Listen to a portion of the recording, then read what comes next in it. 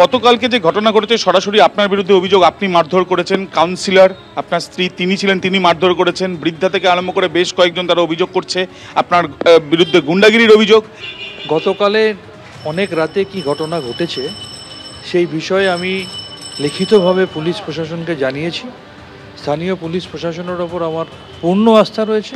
আর আমি কাউন্সিলরের বিষয়ে বলতে পারি, তিনি একজন প্রথিতযশা চিকিৎসক, তিনি একজন খুব বড় মাপের চক্ষু বিশেষজ্ঞ।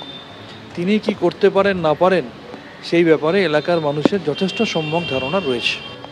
এখানেই একটা প্রশ্ন, আমরা কথা বলেছিলাম অতীন ঘোষের সঙ্গে, বিধায়ক তিনি যেটা জানাচ্ছেন যে গতকাল আপনি যেটা করেছেন সেটাকে এক প্রকার গুন্ডাগিরি বলে এবং পুলিশকে সঙ্গে নিয়ে আপনি এই জিনিস ঘটিয়েছেন এবং পুলিশের বিরুদ্ধেও পক্ষপাত নেওয়ার একটা অভিযোগও কিন্তু তিনি তুলছেন। দেখুন, কে কি বলছেন সেটা তার ব্যক্তিগত ব্যাপার। প্রত্যেকেরই তো বিধায়ক, কে কি, তিনি আমারও বিধায়ক, তার ইলেকশনে আমিও প্রাণপাত করে কাজ করেছি। কে কি বলছেন সেটা তার ব্যক্তিগত রুচির ব্যাপার, তার প্রত্যুত্তরে কিছু বলতে আমি বাধ্য নই।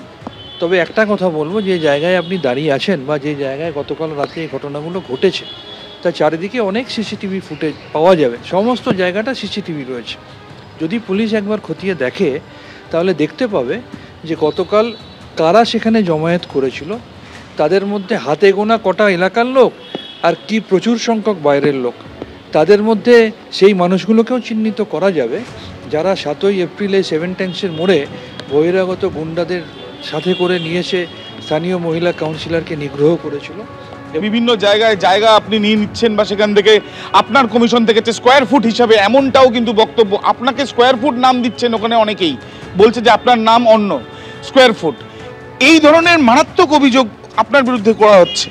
দেখুন, আপনি তো একটা সহজ অঙ্ক মিলিয়ে নিতে পারেন। যে অভিযোগটা বিজেপি বা সিপিএম আমার বিরুদ্ধে করে, সেই অভিযোগটা যদি আমার দলেরই কারোর মুখ থেকে আপনি শোনেন তাহলে কার সাথে কার আতাত আছে সেটা বোঝা যাবে। আর আমি এ ব্যাপারে একদম দায়িত্ব নিয়ে আপনাকে বলি, আজ থেকে বেশ কিছু বছর আগে 2019 সালে কোনো একজন জনৈক স্থানীয় ব্যবসাদার বিজেপি এবং সিপিএমের প্ররোচনায়, এবং হয়তো আমাদেরও কারোর মদত ছিল বলে আমি পরে জানতে পেরেছি, আমার বিরুদ্ধে একটা অভিযোগ এনেছিল। আমি সেই অভিযোগের ভিত্তিতে শিয়ালদা কোর্টে ক্রিমিনাল ডিফেমেশন এবং হাইকোর্টে সিভিল ডিফেমেশন করেছি। 10 কোটি টাকার মানহানির মামলা এখনও চলছে। তারপর সেই জনৈক ব্যক্তি নিজে তার পরিবারের লোকজনের মাধ্যমে, বিভিন্ন স্থানীয় লোকজনের মাধ্যমে বারবার আমার কাছে ক্ষমা চাওয়ার চেষ্টা করেছেন। আমি তাদেরকে একটা কথাই বলেছি, আমি আদালতের ওপর ভরসা করি এবং আমি যেটুকু জানি এই দীর্ঘ 6 বছরে আজ পর্যন্ত আদালতে তারা একটি কাগজও জমা দিতে পারেনি। তৃণমূলের এই কোন্দলকে কটাক্ষ করে কি বলেছেন অধীর রঞ্জন চৌধুরী, দেখুন। শান্তনুবাবু আরজিকর কাণ্ড নিয়ে সত্য কয়েকটা কথা বলার চেষ্টা করেছিলেন। সেদিন থেকে দিদির 20 নজরে আর বিষকন্যার 20 নজরে পড়া মানে তার জিনা হারা হয়ে যাবে, শান্তনুবাবু তাই হচ্ছে।